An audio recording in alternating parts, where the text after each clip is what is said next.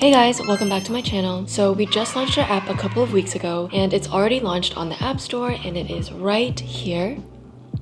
And we are already at a few hundred users and our monthly recurring revenue is slowly going up, which is crazy to say. And this is thanks to a lot of fun late night coding and design sessions with Christian. So today I wanted to take some time and make this video because a week before launch, we realized that we were missing two key things that we completely overlooked. And these two things actually have nothing to do with the product itself. And these genuinely determine if people actually download your app or just scroll right past it. And I'm talking about the App Store screenshots and the landing page. They really do make a difference in showcasing your app and driving downloads because they ultimately help people understand what they're getting into before they actually commit. And as a designer, I think they deserve way more attention than they usually get. So I wanted to show you exactly how we did ours, the tools, the process, the iterations, everything. And hopefully this helps you when you're getting ready for your own launch. I also wanted to take you guys along some fun stuff we did this past week just to show you a glimpse of what it's like to be a freelance product designer.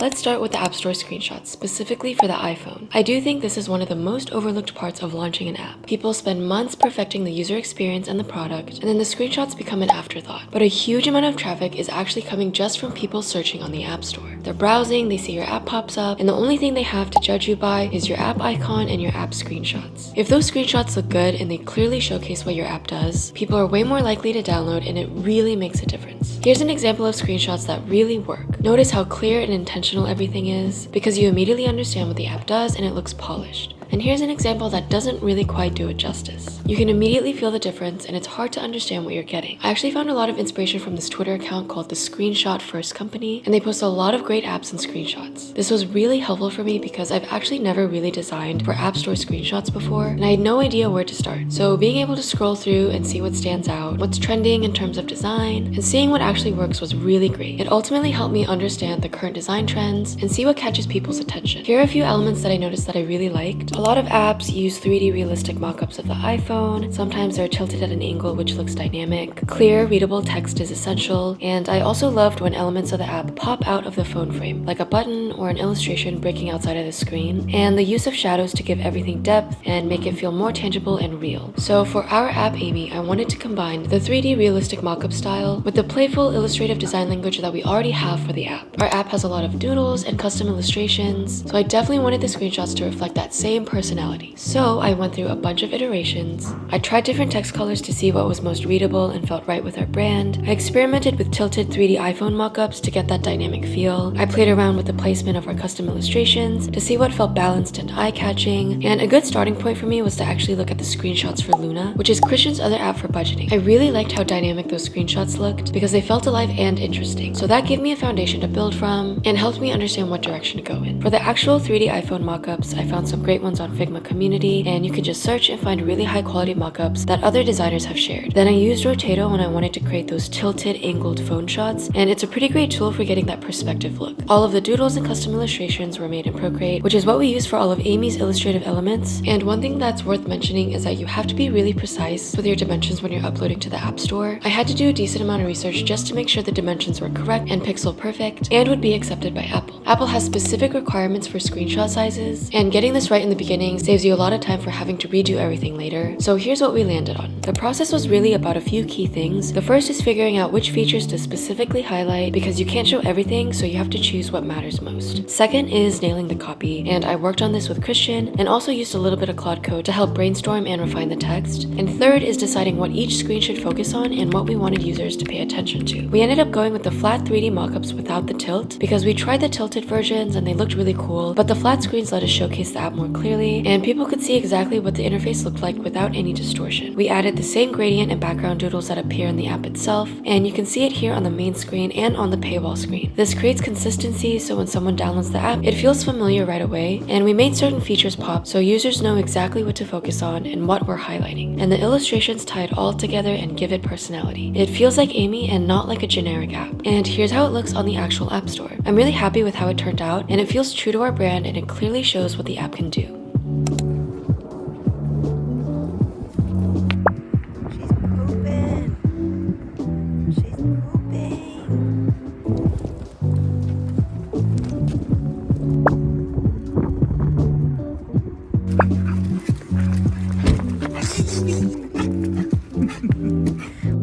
Okay, so quick note on iPad screenshots. So apparently Apple requires you to upload iPad screenshots. Even if your app isn't specifically optimized for iPad, you still need them. I genuinely didn't know this until we were basically done with everything else. But the good news is this was a lot easier because we had the iPhone screenshots finished and this was just a variant of it. So I just recreated all the screens in an iPad format and did the research again just to make sure that the dimensions were correct for the App Store screenshot sizes. And here's how they turned out. This section was super quick to put together, but I wanted to mention it because we almost forgot to do it. We had to do these last minute and I didn't even know it was a requirement until late in the process. So if you're planning a launch, just keep this in mind and make sure to add it to your checklist early so you're not scrambling at the end like we did.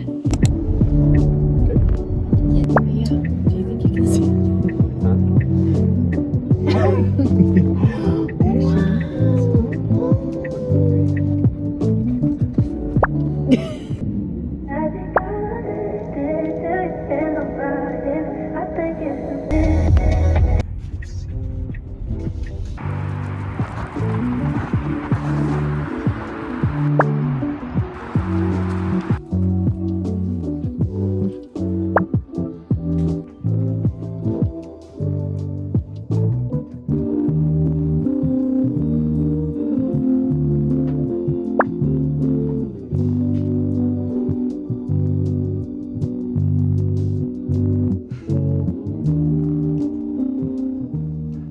favorite smell was this art store, and it's probably all chemical fumes.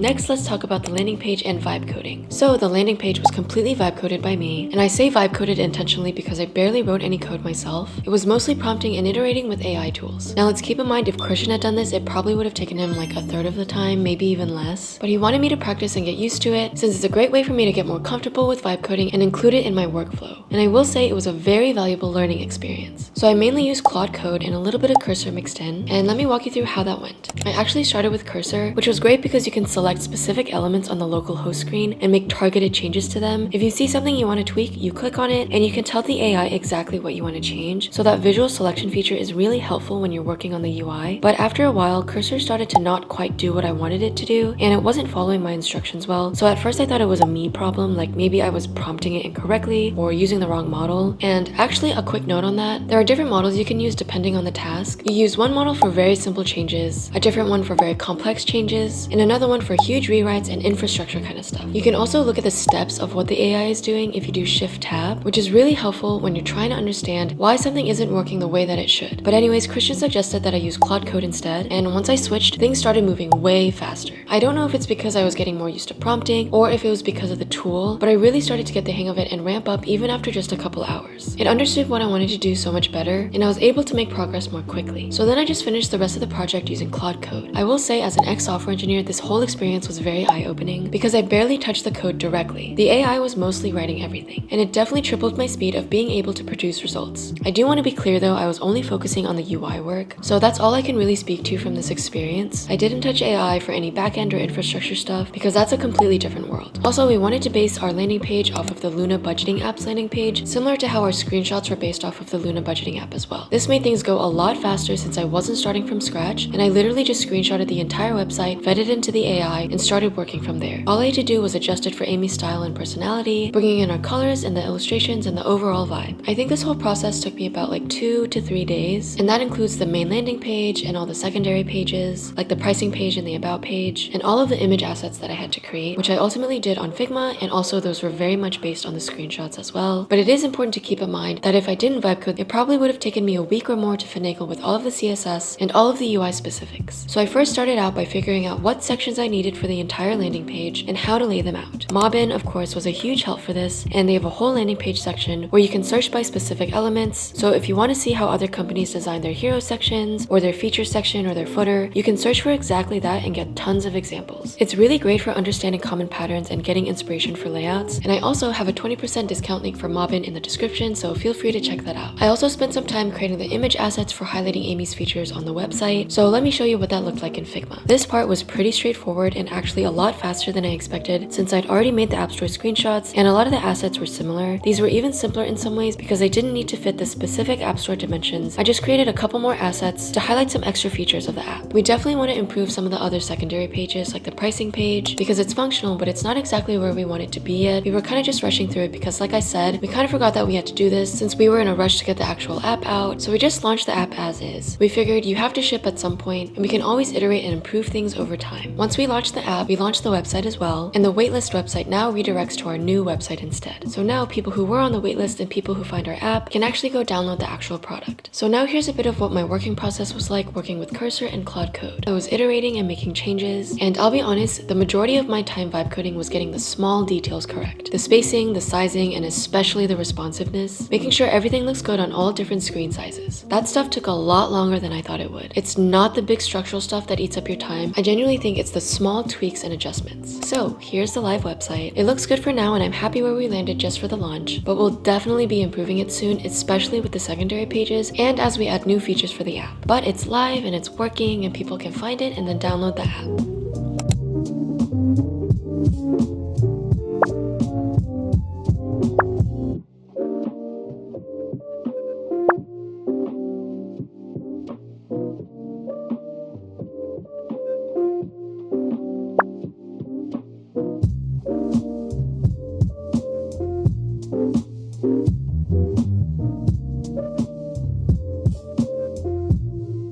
Okay, so after going through all of this, here are some lessons that I took away from this experience. One, obviously, don't leave your App Store screenshots in your landing page for the last minute. These aren't afterthoughts, they directly impact whether people download your app or not. Someone searching the App Store is going to see your screenshots before they see anything else about the app. And your landing page is usually the real first impression someone has of the app brand. Give these the time and the attention that they deserve. Build them into your launch timeline from the beginning, not as something that you'll figure out at the end. Number 2, look at what's already working. I spent a lot of time looking at other app screenshots, browsing Twitter for inspiration, and using Mobbin for landing page layouts. You don't have to reinvent the wheel or come up with something completely original. See what resonates with you, understand why it works, and then adapt it to your own style, and then that's how you create something new. There is so much good work out there for you to learn from. The Twitter account that I mentioned with the App Store screenshots was invaluable for me because I've never designed anything like that before, and I needed to understand what good screenshots look like. Number 3, start with something familiar. Basing our landing page on the Luna budgeting apps landing page made everything so much faster. If you have an existing reference point, whether it's something that you've created yourself or a work that you admire, feel free to use it as a foundation. You can always make it your own from there, but having that starting point really removes the initial friction. You're not staring at a blank page trying to figure out where to begin, and I think that's the scariest part of starting any new design. Number 4, get the dimensions right from the start. This sounds boring and technical, but researching the exact specs for the App Store screenshot saved me a lot of time from having to redo things later. Apple usually has a lot of specific requirements for uploading a new product, so taking the time upfront to understand what those requirements are makes everything a lot easier in the long run. Number 5, vibe coding is real and it works. I moved incredibly fast using Claude Code and Cursor, and as someone who used to write code manually, this literally felt like a superpower. I was able to build out a full landing page with multiple secondary pages all within a couple days. That would have taken me at least a week, if not more, doing it the traditional way. If you haven't tried vibe coding before, I really encourage you to start experimenting with it and kind of getting used to how to work with it. Number 6, know your tools and when to switch. Cursor was great for looking at the code, selecting specific elements, and making targeted changes, but when it started struggling to follow my basic instructions, switching to Claude Code made a huge difference. Different tools have different strengths, and sometimes you need to try out a few to figure out what works best for your particular task. Also, understanding the different models and when to use them is really helpful and something that is quite overlooked. Simple changes versus complex changes versus huge rewrites, each work better with different approaches. Number 7, small details take the longest. In hindsight, it probably should have been, but it was my biggest surprise. I thought the hard part would be building out the main structure in the big sections, but the spacing, the alignment, the responsiveness, that's ultimately where most of my time went. So when you're planning your timeline, make sure to budget out a little bit of extra time for the small tweaks and adjustments. It definitely always takes a lot longer than you think. Number 8, iPad screenshots are required. I didn't know this and we almost missed it, and now you know to add it to your checklist. It's a quick task once you've done the iPhone screenshots, but you need to remember to actually do it. We had to rush ours super last minute, and it would have been a lot less stressful if we actually planned for it a lot sooner. Number 9, done is better than perfect. Our pricing page isn't where I wanted it to be yet, and there are things I'd love to improve all throughout the landing page and the screenshots. But we launched anyways because the app was fairly ready, and we understood that we could always iterate. You can always make things better after the launch. The important thing is making sure to get the product in people's hands. Ship it, learn from real feedback, and improve from there. And last but not least, number 10, collaboration makes everything better. Working with Christian on copy and the designs, using Claude for brainstorming and refining text, and looking at other people's work for inspiration, having other perspectives makes the final product a lot better than if I'd done it all alone. Do not be afraid to ask for help, get your feedback, and use tools that can give you a different point of view. I always find that the best work comes from collaboration.